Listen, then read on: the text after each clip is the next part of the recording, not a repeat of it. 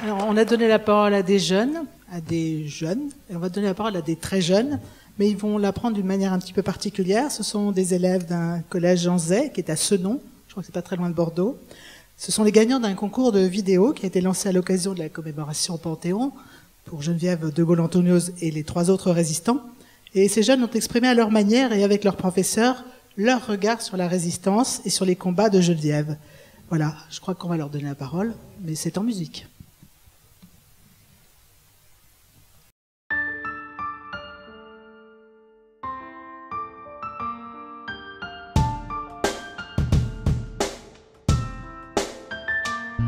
À 13 ans, tu connaissais Hitler et ses idées, tu avais l'humain quand et le nazisme te curait. À 20 ans, horreur, j'avais ton pays, la France. En bail, écrasé, tu as choisi la résistance. Vichy tapait les terroristes, mais fier d'être rebelle. Tu combattais la paix pour la liberté immortelle. Les tracts diffusés, les affiches arrachées. Des collabos t'ont dénoncé, la Gestapo t'a arrêté. Geneviève, on connaît ton nom, celui du général qui t'a porté sur ses épaules. Tu étais si fier de ce nom, Antonios de Gaulle. Geneviève, on connaît ton nom, celui du général qui t'a porté sur ses épaules. Tu étais si fier de ce nom, Antonios de Gaulle.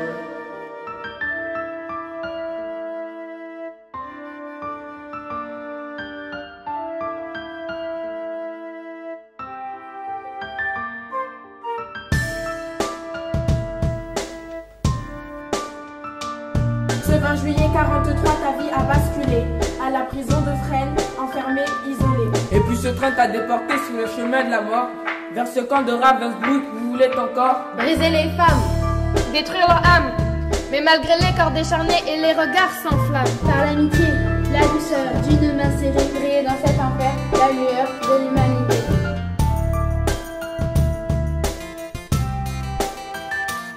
Geneviève, on connaît ton nom, celui du général qui t'a porté sur ses épaules. Tu étais si fier de ce nom, Antonios de Gaulle. Geneviève, on connaît ton nom, celui du général qui t'a porté sur ses épaules. Tu étais si fier de ce nom, Antonios de Gaulle.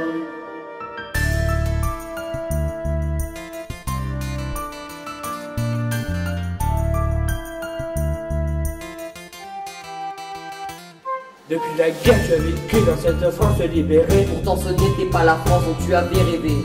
Cette misère, c'est dans l'école tu avais subi. Tu refusais qu'elle tue des pauvres aux portes de Paris. Dénoncer les bidonvilles, la pauvreté immonde. c'était ça ton nouveau combat pour ATD Carmone. La vie n'est rien quand on n'a plus la liberté. Mais peut-on être libre quand on n'a plus sa dignité? Geneviève, on connaît ton nom, celui du général qui t'a porté sur ses épaules. Je suis si fier de ce nom, Antonios de Gaulle. Geneviève, on connaît ton nom, celui du général qui t'a porté sur ses épaules. Je suis si fier de ce nom, Antonios de Gaulle.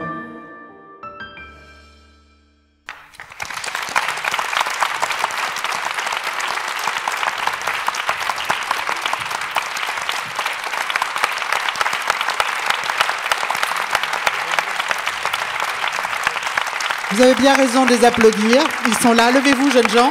Allez, voilà, montrez le travail que vous avez fait. Bravo.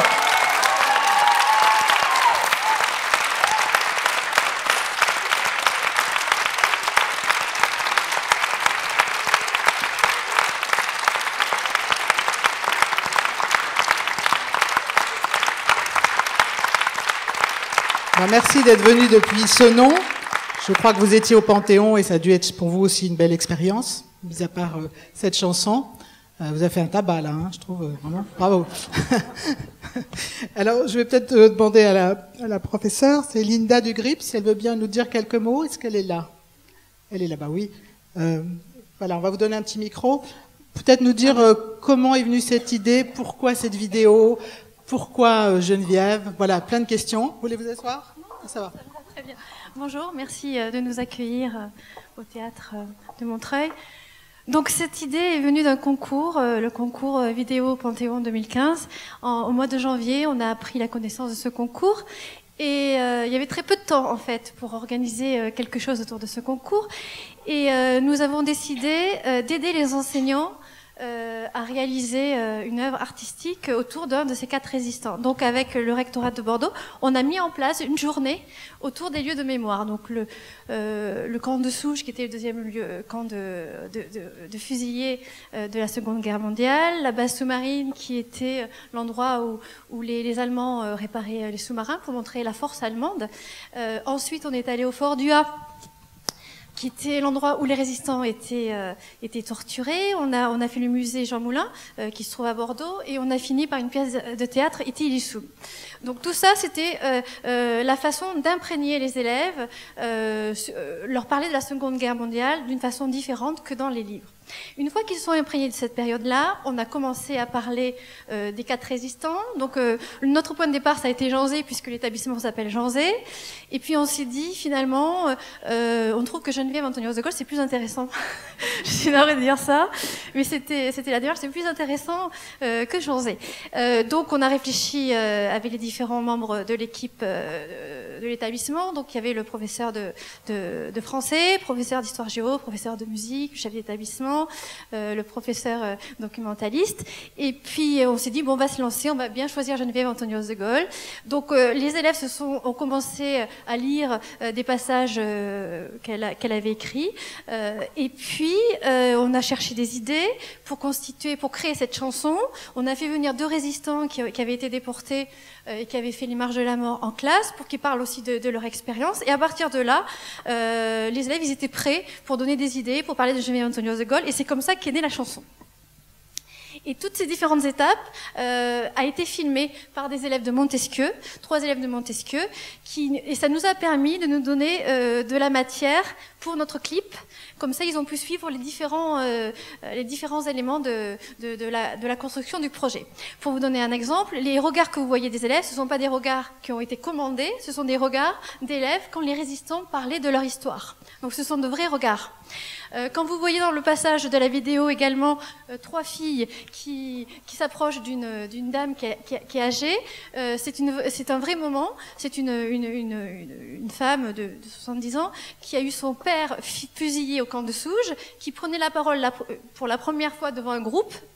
Et elle avait eu aussi sa mère, qui était une résistante communiste, qui avait été déportée, qui n'était pas revenue, et elle était donc orpheline à l'âge de 16 ans. Et ces 3 élèves-là, qui sont avec nous ce soir, spontanément sont allés l'embrasser et la tenir dans leurs bras. Donc vous voyez, on avait vraiment vécu des moments forts. Les élèves ont appris cette chanson, ils se sont vraiment imprégnés, ils ont vraiment vécu ce qu'elle avait pu ressentir. Et puis, ce qu'on trouvait intéressant aussi, c'était son engagement pour la liberté, mais après son engagement pour les autres, pour la société. Donc c'était un message qui était fort pour les élèves et pour nous, parce que les élèves de la classe de Senon, ils représentent la diversité de la culture française. Et certains ont des histoires qui sont quand même compliquées. Ils n'ont pas eu forcément tout le temps de la chance dans la vie.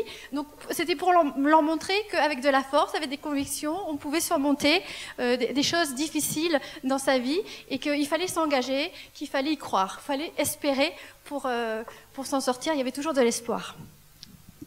Bravo.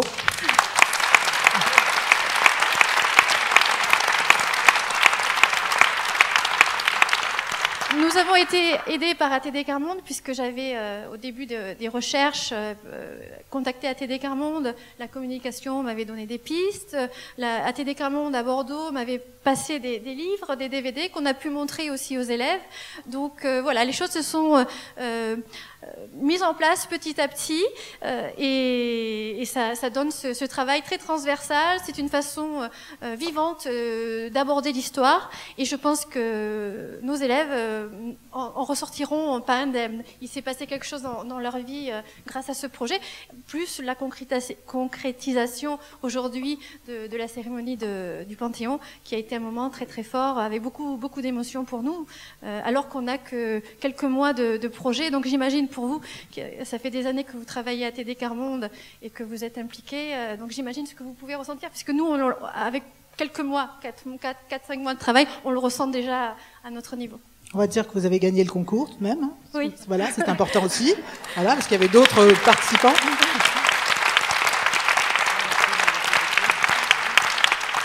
Et je vois que vos élèves sont extrêmement élégants hein, aujourd'hui. Bravo. Mesdames, messieurs, vous avez fait des efforts. Ça faisait partie aussi des choses importantes de savoir se présenter d'une certaine façon. Oui, c'est une marque de respect, quelles que soient les origines et quelle que soit notre histoire. Merci à vous, Linda Dugrip, et merci à vos élèves. Vous allez le redonner peut-être là-bas. Voilà, merci beaucoup.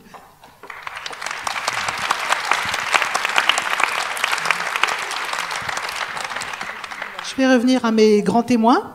Et je vais donner la parole à Martine Lecor. Je rappelle que vous êtes une militante de la TD Quart-Monde. Alors, militer, résister, c'est pas... Oui, ça marche. C'est pas n'importe quoi pour vous, c'est très important. Vous avez, vous, une force, vous vous battez, et vous allez me dire comment et pourquoi. Oui, merci. Merci aux jeunes, parce que on a raison de croire en vous.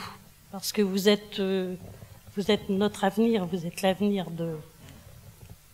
du monde, en fait. Donc merci à vous. Alors, en étant là avec vous ce soir, j'ai bien sûr pensé à Geneviève de Gaulle-Antonios, qui a été un membre du mouvement très important pour nous, puisque pendant de longues années, elle a été présidente de notre mouvement. Et bien sûr, en pensant à Geneviève et à son histoire de résistante, j'ai pas pu m'empêcher de penser aussi au père Joseph Wresinski, qui a quand même été fondateur de notre mouvement. Pourquoi j'y ai pensé? C'est parce qu'en fait, je me suis dit que Geneviève, quand elle est entrée dans la résistance, elle y est rentrée, et ça s'est construit de manière clandestine. Et c'est clandestinement, en fait, que Geneviève est entrée dans ce combat de résistance. Et du coup, ça m'a mis dans ma tête comme un lien que je pouvais faire avec l'appel du père Joseph, qui était de faire sortir les plus pauvres d'une certaine clandestinité, en fait. C'est-à-dire de passer d'une résistance clandestine à une résistance visible par tous en proposant le combat contre la misère à son peuple. Au fond, quand le père Joseph nous a proposé ce combat contre la misère, il avait en tête de faire émerger les forces de résistance du peuple. Et c'est à cela, en fait, qu'a adhéré Geneviève. Elle le disait, s'engager à fond contre la déshumanisation à l'œuvre chez les plus pauvres, comme je l'ai vécu avec mes compagnes déportées.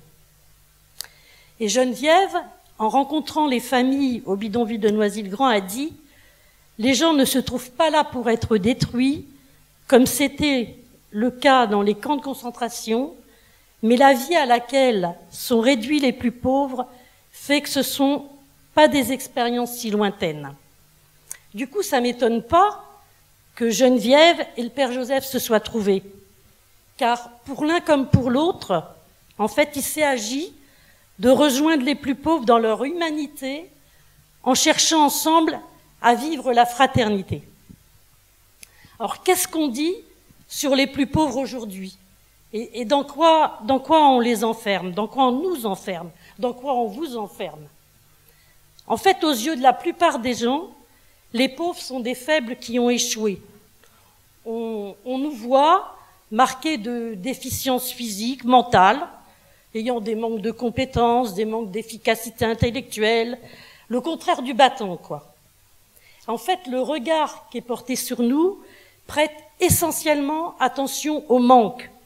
Manque d'argent, manque de nourriture, d'habits, de logements convenables, manque d'instruction, de participation. En fait, peu de gens perçoivent qu'ils comprennent mal notre langage et notre vision de la vie. Et pourquoi? Je pense que c'est tout simplement parce qu'ils partent de la leur propre, sans se douter qu'ils pourraient apprendre de ceux qui vivent la grande pauvreté. En fait, on ne voit pas les dimensions positives des plus pauvres. On ne parle jamais de notre accrochage à la vie, de notre énergie et de cet accrochage face à des précarités constantes. On ne parle pas non plus de notre ingéniosité, de la façon positive qui nous est propre, bien sûr, mais d'interpréter les valeurs de la famille, des enfants, de l'argent, des relations sociales. Alors les plus pauvres ne seraient-ils donc que des personnes réduites à se taire, à subir la vie, à se complaire dans l'inutilité, à s'enfermer dans cette fatalité que la misère ne peut être vaincue? Eh bien non, non. Moi je l'affirme, et je suis sûre que d'autres ici dans la salle peuvent l'affirmer, les plus pauvres, contrairement à toutes ces idées reçues, sont des résistants. Des résistants que l'on ignore, des résistants souvent contraints à la clandestinité, des résistants du quotidien, c'est des résistants de la vie, en fait. Et pour moi, il y a deux types de résistance. Il y a la résistance au quotidien pour tenter de survivre, tenter d'exister. Cette résistance, en fait, que peu imaginent, qu'on ne soupçonne même pas, tant on s'est habitué à côtoyer la misère de l'homme et que l'on finit par la banaliser et par trouver ça normal, en fait. Et puis, il y a aussi ces résistances qui s'organisent, qui se décident et qui, en plus, quand elles sont connues, sont souvent sanctionnées. Par exemple, quand on est pauvre et qu'on veut soutenir quelqu'un, par exemple en l'hébergeant parce qu'il est à la rue, parce que tout simplement, pour nous, ces situations sont inacceptables. Mais comme on est pauvre, donc soi-même en situation difficile, ça nous est reproché, ça nous est interdit par nos bailleurs sociaux, par les travailleurs sociaux qui nous suivent quand ils en ont connaissance. C'est fou, parce que d'un côté, la société accepte que nous, les pauvres, nous vivions d'assistance, de charité, de conseils, mais pas de solidarité, surtout pas d'actes de résistance comme celui-là, parce qu'ils ne peuvent pas les maîtriser. En fait, ce sont des réactions de ce genre qui cassent et qui nient cette attitude de résistance et qui réduisent toujours les pauvres. Ce qu'on s'entend dire, c'est « occupez-vous de vous, ça fera déjà pas mal ». Et ça nous pousse à être individualistes, à ce que justement on ne veut pas être. Et le père Joseph Wresinski nous a engagés à résister à cette désolidarisation de notre milieu qui nous est sans cesse, il nous est proposé de se désolidariser. Ça nous est presque imposé parfois. Je voudrais, en pensant à des mamans avec qui je suis engagée au quotidien, récemment, dans un jugement en assistance éducative concernant un placement d'enfants, un des arguments du juge a été de reprocher aux parents qu'ils n'allaient plus aux banques alimentaires. Alors que pour les parents, ne pas aller aux banques alimentaires, c'était résister à l'assistance qui était proposée. Ça, c'est un acte de résistance. Et pour moi, du coup, en lisant ça, dans ce jugement, il démontre vraiment l'ignorance qu'on a de notre milieu, sur notre capacité aussi à se soutenir en famille, entre voisins, entre amis, soi-disant dans nos quartiers si pourris. Mais dans nos quartiers si pourris, on se soutient. Et dans ce même jugement, il n'a pas été dit, par exemple, que cette famille avait eu l'électricité coupée pendant 8 mois et que c'était justement grâce à la résistance, grâce aux voisins qui lui avaient permis de se brancher chez eux, que cette famille avait pu tenir le coup. En fait, cette résistance-là, elle est interdite, alors qu'elle était organisée, parce qu'on n'a pas le droit de brancher son voisin. Alors, pourtant, les gens qui nous branchent payent l'électricité, je vois pas qui ça gêne, mais c'est comme ça. Alors qu'en fait, tout ça, c'était juste organisé pour que la famille soit pas montrée du doigt, que les gamins puissent aller à l'école en ayant fait leur devoir, organisé juste pour permettre à l'autre de vivre normalement. J'ai aussi en tête l'histoire d'une maman dont le fils de 15 ans s'est fait renverser par un camion et il est mort dans les suites de cet accident. Cette maman était suivie et était sous tutelle. Et quand le capital décès des suites de l'accident a été versé, la maman a su évidemment combien avait versé l'assurance par le biais de la tutelle Et elle s'était mise en tête de choisir une pierre tombale absolument magnifique, mais qui représentait aussi tout ce que son fils aimait. Et en fait, la tutrice considérait que ça coûtait beaucoup trop cher et qu'il était préférable, plutôt que de dépenser tout cet argent dans une pierre tombale, de mettre le plus d'argent possible sur un compte pour épargner. Et elle disait à la maman, vous n'avez pas besoin de mettre tout cet argent dans une pierre tombale. Et la maman, elle a résisté en disant, mais cet argent, c'est pas le mien, c'est à mon fils que ça doit revenir.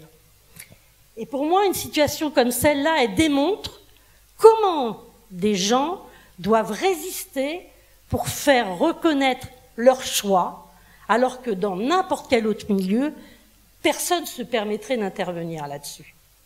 Mais en milieu de pauvreté, on se permet ça. La semaine dernière aussi, j'étais avec une maman à qui on vient de placer 2 enfants. On était convoqués à l'aide sociale à l'enfance pour rencontrer les éducatrices. On est arrivés ensemble parce que cette maman m'a demandé de l'accompagner. Et la première réaction de l'éducatrice a été de refuser ma présence, en disant que c'était pas dans leur pratique, que c'était pas nécessaire, que c'était pas comme ça qu'ils fonctionnaient, etc. Et là, on a essayé de faire valoir le droit à l'accompagnement à partir de l'article que je connais par cœur maintenant. Rappelez-vous-en, pour ceux qui ont besoin de se faire accompagner, F223.1 du Code de l'action sociale. C'est écrit noir sur blanc. Donc je lui dis qu'en conséquence, la question, c'était pas sa pratique, mais plutôt ce qui était écrit au niveau du droit. Et elle m'a zappé carrément, en entraînant la maman dans son bureau, mais pas de peau. Elle est tombée sur une maman résistante, sur une maman qui a su faire de la résistance. Et du coup, après 1 minute, cette maman, elle est sortie du bureau et elle me chope dans le couloir et elle me dit « Martine, c'est pas possible, hein, elle me déstabilise de trop. Moi, s'ils veulent pas que tu viennes, on s'en va. » Ils ont entendu ce qui se passait dans le couloir. Je pense qu'ils n'étaient pas très à l'aise et du coup, ils sont venus nous rechercher en nous disant « Bon, bah finalement, vous pouvez rentrer. » Mais même si on sait qu'on est rentré, on sent bien quand même que c'est pas gagné et qu'il va falloir se bagarrer une prochaine fois. Ceci, juste pour montrer que même quand les gens sont dans leurs droits, ils sont obligés d'aller puiser en eux cette énergie de résistance. Parce que même quand c'est du droit, à cause de cette relation de pouvoir qui est exercée sur nous, on reste obligé de se battre pour que le droit le plus simple soit respecté. Et ça vient vraiment, ça vient de la folie à un moment donné. Et je pense que personne ne se rend compte que c'est au quotidien, en permanence, que les plus pauvres doivent sans cesse résister avec toute leur intelligence pour exister aux yeux des autres. Alors des exemples, il y en aurait plein. Les gens, ils nous disent au quotidien combien c'est dur de résister, mais comment et à partir de quelle stratégie ils résistent au regard qui juge, devant l'injustice qui leur est faite quand ils vont chez certains médecins avec une carte CMU, quand on les relègue dans les quartiers les plus difficiles, quand on doit se battre au quotidien pour garder sa famille unie. Résister et continuer à croire aussi en cette école, quand on s'entend dire dès la maternelle que nos enfants ne pourront jamais suivre une scolarité normale.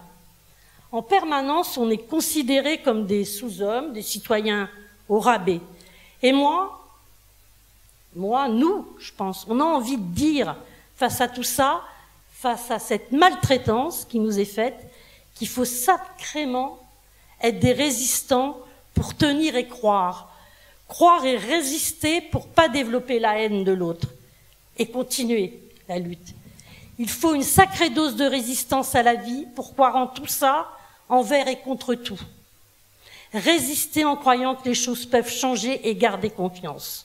On ne peut pas continuer ainsi à nier cette résistance comme aime le dire Paul, pour ce droit à l'égale dignité.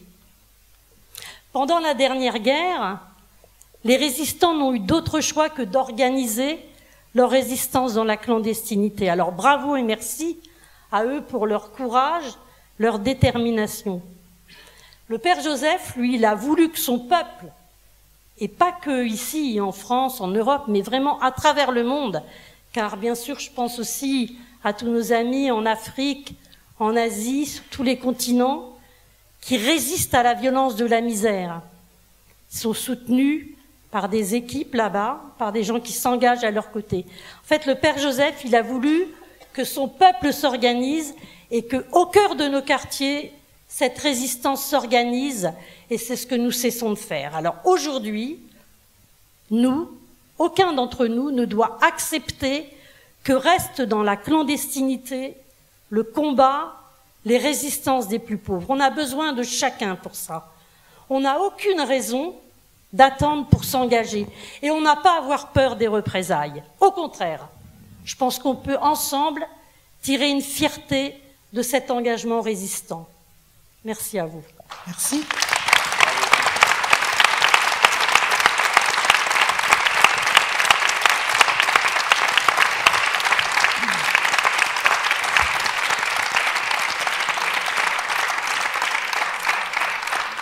Merci Martine. Alors avec Peter Benoît maintenant qui va prendre la parole, qui travaille à Montreuil, puisque c'est cette ville qui nous accueille avec ce très beau théâtre ce soir, une cité de un peu plus de 100 000 habitants. On résiste aussi de différentes manières dans cette ville parce qu'il y a un modèle de société imposé, mais c'est une ville aussi où il y a un grand mélange de populations, d'origines diverses, des couches sociales diverses, avec des difficultés diverses qu'elles rencontrent.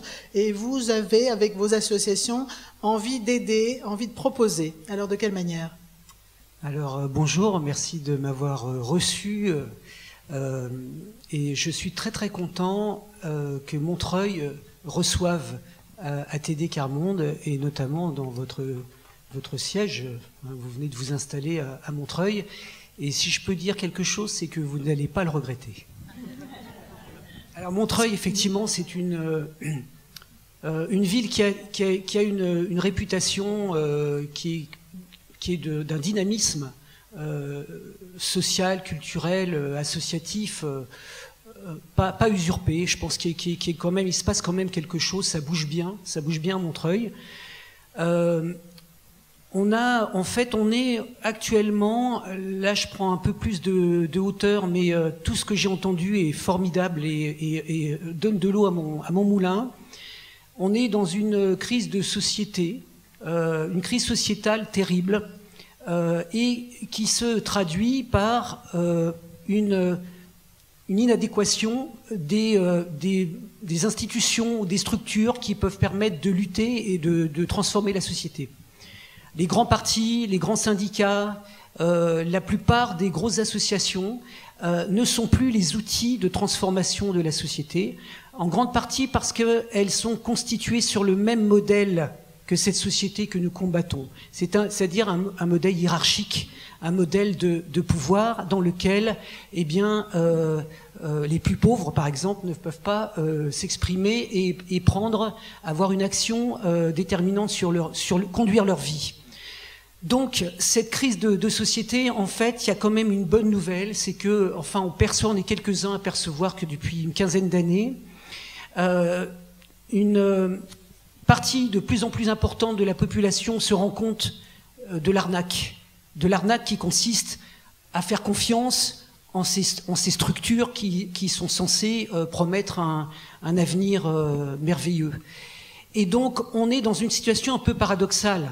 C'est-à-dire qu'il y a une prise de conscience et en même temps, on n'a pas encore les moyens, on n'a pas encore trouvé les structures de la future société. Eh bien, en fin de compte, c'est pas tout à fait vrai parce qu'il y a des expériences qui ne sont pas encore médiatisées puisque les médias sont contrôlés par le pouvoir, mais des expériences qui sont assez profondes et qui disposent des outils, en tout cas en préparation de ce changement social. Alors, je vais prendre un simple exemple, c'est Notre-Dame-des-Landes. À Notre-Dame-des-Landes, vous avez trois types d'actions. Vous avez des gens qui luttent. Alors parfois, ça consiste à mettre des barricades pour empêcher les CRS d'approcher. Vous avez des gens qui survivent ou qui vivent en autonomie, qui essayent de trouver des moyens autonomes de subsistance. Et puis, vous avez aussi des gens qui sont en train de construire un modèle de société, en fait, en tout cas des rapports sociaux, des rapports sociaux propres. Alors ça, c'est quelque chose que, par exemple, les partis politiques ne promettent plus ne proposent plus depuis longtemps.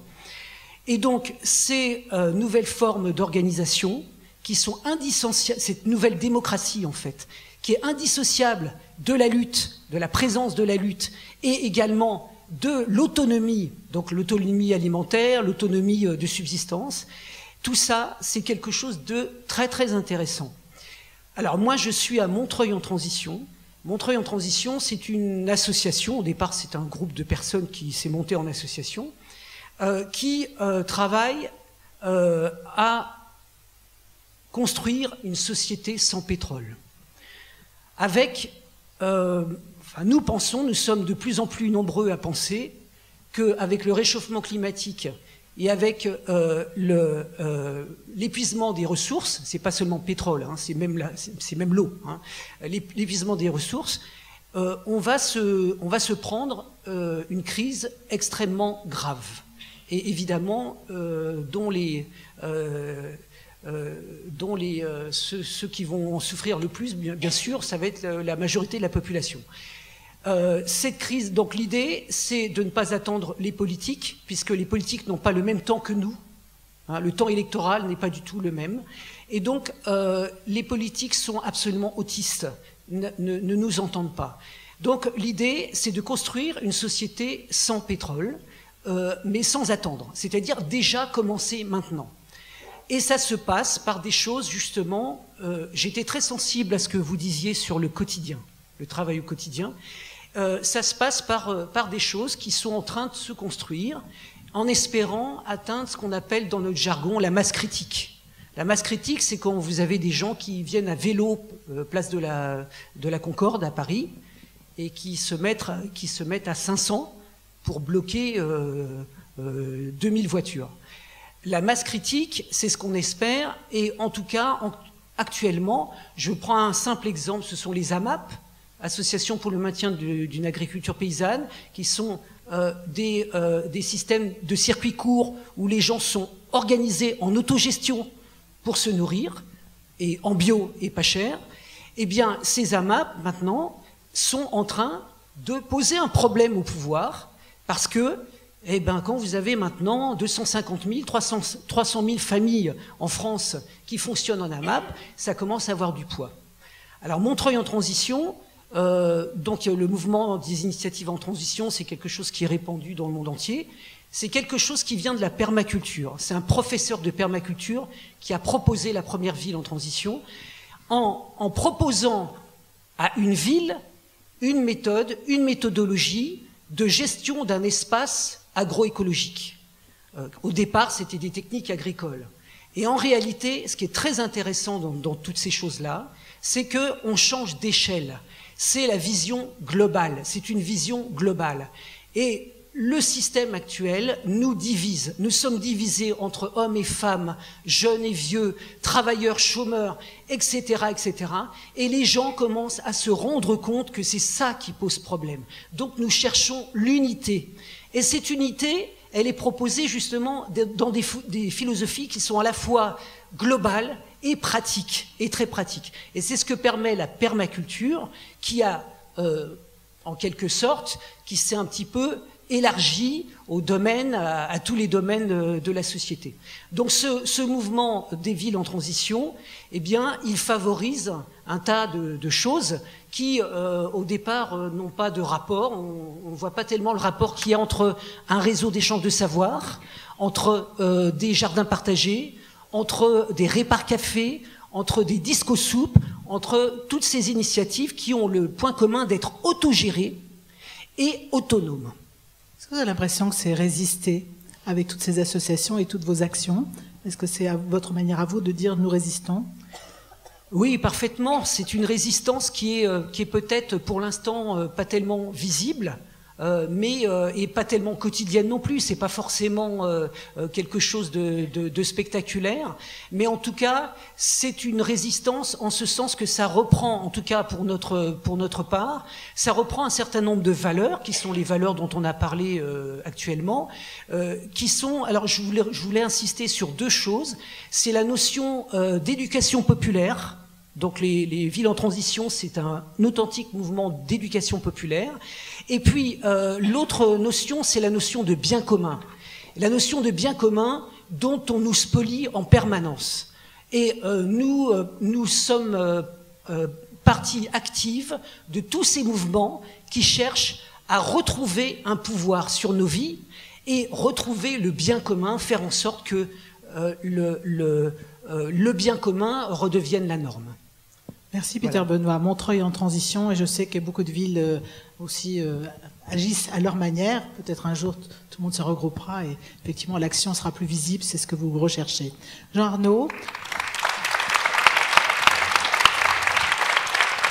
Oui, merci Vicky. Je voudrais enfin, avant que nous ouvrions la séance de questions-réponses qui va suivre, donner la parole à Lucien Duquesne, qui est volontaire permanent d'ATD Quart Monde depuis 1967, depuis donc 48 années, qui en a été le vice-président et qui a bien connu Geneviève de Gaulle et qui a beaucoup travaillé avec elle.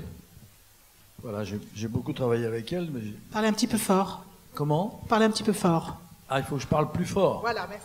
Je parle plus fort. Très Alors bien. voilà, j'avais préparé un papier pour aller vite et je pense que je l'ai laissé pas sous la chaise du président de la République tout à l'heure. Voilà. Je ne sais plus où il est passé. C'est lui qui lira votre papier. Bah, j'espère. Écoutez, bon, Geneviève de Gaulle, c'est quelqu'un, comment dire, qu'on peut voir comme uniquement sérieuse. Bon, moi je l'ai côtoyée comme beaucoup d'autres à ATD Quart Monde. Et moi j'ai envie de vous dire tout de suite qu'elle avait quelquefois des réactions qui me réjouissaient profondément. Une fois, je l'avais accompagnée voir un patron de presse et elle venait lui parler de la loi dont on a parlé tout à l'heure, de 1998, la loi contre les exclusions. Et donc, ce patron de presse, d'abord, l'a fait attendre un quart d'heure, parce qu'il était bon, voilà. Et puis après, elle lui explique le contenu de la loi. Elle lui explique que c'est vraiment une loi qui va contre l'assistance des plus pauvres. Hein, elle explique vraiment, il faut qu'on arrive à donner la parole aux plus pauvres, il faut que leurs droits soient respectés, les droits fondamentaux. Enfin, et puis alors à la fin, elle arrête de parler et ce brave patron de presse lui dit, ouais, si je comprends bien, vous voulez qu'on aide davantage les pauvres. Elle a sauté en l'air. Mais pas du tout! Mais pas du tout! Ça fait 10 minutes que je vous explique le contraire! C'est ce que je voulais dire, qu'il dit. Il répond, c'est ce que je voulais dire. Voilà, ben, il y a d'autres exemples. L'exemple que connaissent beaucoup à ATD Quart Monde, c'est quand elle est allée voir le Premier ministre Alain Juppé, qui l'a fait attendre un quart d'heure. Bon, et puis quand elle rentre, avec d'autres personnes d'ATD Quart Monde, et puis bon, il parle, tout ça. Puis au bout d'un moment, Alain Juppé se lève, il dit, bah, écoutez, c'est terminé, j'ai des Japonais qui attendent à la porte, tout ça. Elle bouge pas. Elle dit, mais monsieur le Premier ministre, vous nous devez un quart d'heure. Nous sommes arrivés un quart d'heure en retard. Les Chinois attendront. Les Japonais, voilà. Non, elle avait vraiment un franc-parler. Je veux le dire, parce que ça aussi, ce franc-parler, je veux le dire parce que c'est quelqu'un qui ne transigeait pas, qui ne transigeait jamais. Et elle n'a jamais transigé, je m'excuse si je ne veux faire de mal à personne, mais par rapport au Front National. Elle a publiquement, et c'est toujours publiquement prononcé contre les valeurs portées par le Front National. Je veux dire, parce qu'on croit toujours comme ça, on discute, on parle. Et donc, elle disait que c'était un véritable danger pour la démocratie. Voilà, je voulais le dire. Alors, je vous donne des anecdotes comme ça, hein, parce que j'ai pas de papier écrit, voilà. Il était long, votre papier? Comment? Il était long, votre papier? Non. C'est pour ça qu'on va toujours plus vite comme ça. Je vais aller vite, mais je vais vous dire deux choses qui m'ont beaucoup impressionné. C'est que Geneviève, je lui disais une fois, mais pourquoi vous n'avez jamais parlé, au fond, de votre vie, vraiment, à Ravensbrück?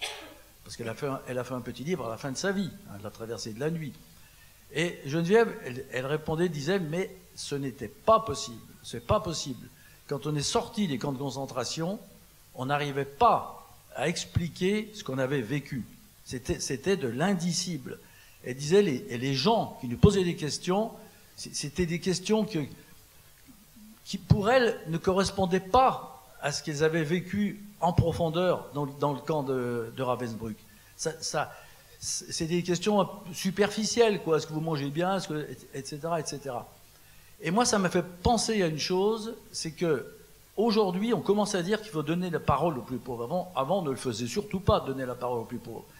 Et ça peut devenir une sorte de gadget, parce que si vous voulez vraiment que des personnes très démunies, qui ont vécu vraiment la misère, mais pendant des années, hein, vous savez, c'est terrible, et puis qu'on est considéré comme rien du tout, eh ben, arriver à exprimer vraiment ce qu'on a vécu, c'est très, très, très difficile. Et on va dire, mais ils ne savent pas s'exprimer, ils ne savent pas dire, etc. Et moi, je fais une petite comparaison. Voilà. Je veux dire autre chose, c'est que Geneviève de Gaulle s'est toujours battue donc, pour faire reconnaître l'égale dignité, hein, de tous les êtres humains. C'est inacceptable de ne pas considérer quelqu'un comme un être humain. Et elle a dit, le pire des SS, le pire des tortionnaires en camp de concentration, ça reste un être humain. Il reste un être humain. Et si moi, victime de cette personne, hein, qui veut faire de moi de la boue, si moi je ne suis pas capable de continuer à la regarder comme un être humain, eh bien je porte atteinte à ma propre humanité. Ça, j'ai trouvé ça très, très fort, très, très profond, et c'est quelque chose qui m'est toujours resté. J'arrête parce qu'autrement, je continue. Merci.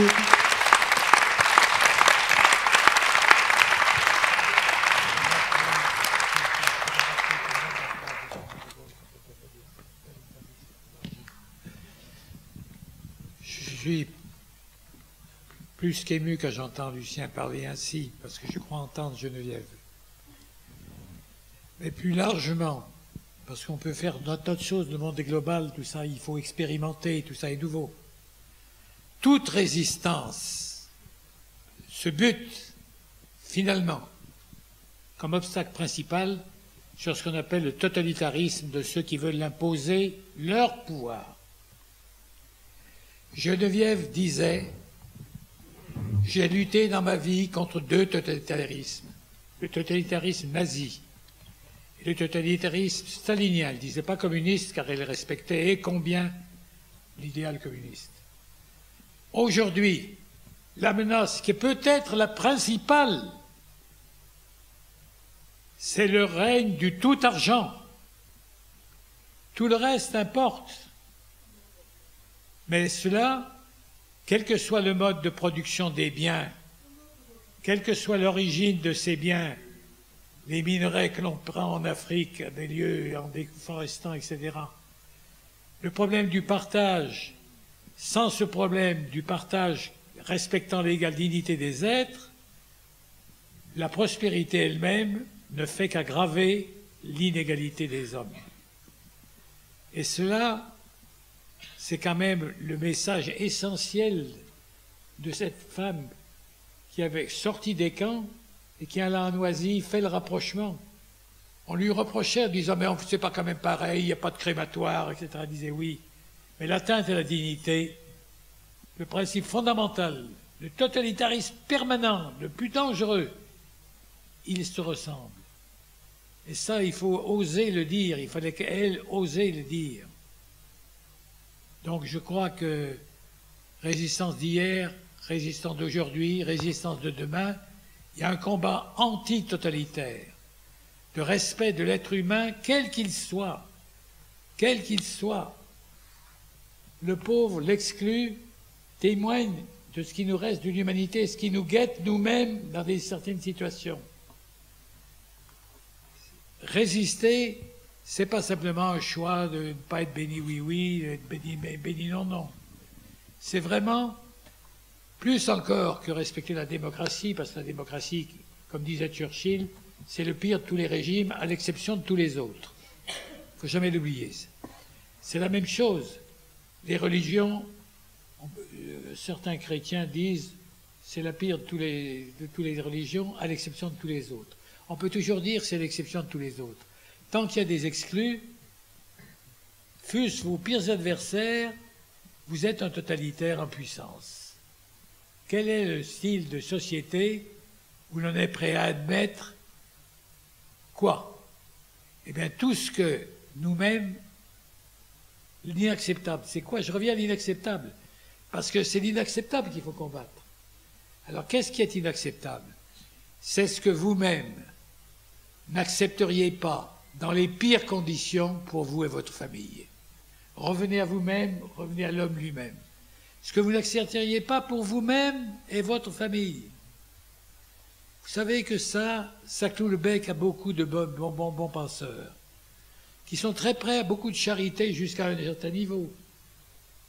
Surtout si la charité se combine avec de nouveaux profits, quoi qu'on en dise. Il y a une économie de la pauvreté qui est prête. Il n'y a pas de truc. Si l'esprit fondamental, antitotalitaire, de respect de tout homme, comme de soi-même, et là, il n'y a qu'à voir les lois qui subsistent encore à l'heure actuelle, même dans un pays comme la France. La rétention de sûreté sur des gens qui ne sortent plus, qu'on ne peut plus rééduquer. On fait tout pour le contraire. Pourquoi? Parce qu'il y a de braves gens qui croient autrement. Parce qu'il y a de braves gens qui croient autrement, très sincèrement. Eh bien là, il faut croiser les savoirs. C'est une des belles choses d'A.T.D. Carmonde. Il y a le savoir des savants, ceux qui savent, ceux qui apportent des solutions à beaucoup de problèmes sans lesquels il n'y aurait pas de solution. Le progrès technique n'est pas une malchance, il peut être un bien, pour la santé notamment, c'est pas douteux, oui ou non, dans certaines conditions. Il n'en reste pas moins que cela n'apporte pas la réponse finale. La réponse finale, elle est un esprit de partage de l'humanité, et encore une fois, l'abolition de la pauvreté, c'est l'abolition d'un statut, comme l'esclavage l'a été, qu'on n'aurait pas accepté pour soi-même. On ne l'accepte pas pour soi-même, on ne doit pas l'accepter pour les autres. Donc la pauvreté n'est pas simplement un petit truc à encourager par une petite charité bien ordonnée, elle doit être abolie. C'était le message du père Ezaski, c'était le message de Geneviève, c'est le message d'A.T.D. Carmonde, c'est le message d'une immense partie du peuple sous ces différentes façons. Si on ne l'égare pas vers des croyances trop simplistes, c'est pas des lois seules, mais en même temps ça passe par des lois. Si l'esprit lui-même d'interprétation de ces lois, si l'esprit de ceux qui jugeront ces lois lorsqu'elles seront violées, si l'esprit de ceux qui exécuteront dans la rue, s'ils sont policiers, l'application des lois, si l'esprit de ceux-là est vraiment cet esprit d'humanisme au sens réel, à savoir je n'accepterai pas ce que je vais faire en autrui si je n'avais pas accepté pour moi-même, quelles que soient les conditions. Excusez le prêche, mais de temps en temps c'est utile.